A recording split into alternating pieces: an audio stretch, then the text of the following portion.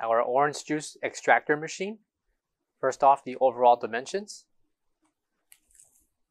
Left to right, we have a length of at least 15.5 inches. A depth of 11.75 inches.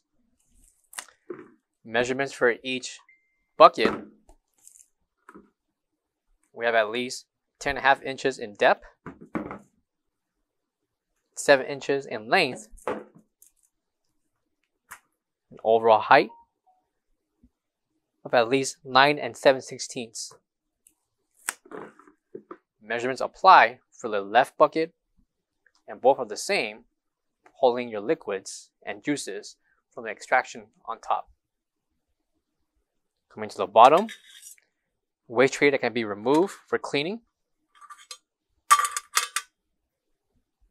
and rivets in the center, right and left, that can be removed for cleaning and for disposing of any excess from the inside compression from the juices they extracted.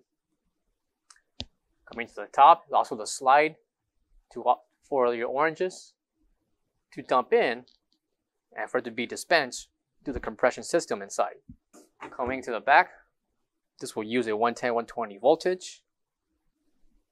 And to your right, on off power, along with your technical data information on the sticker.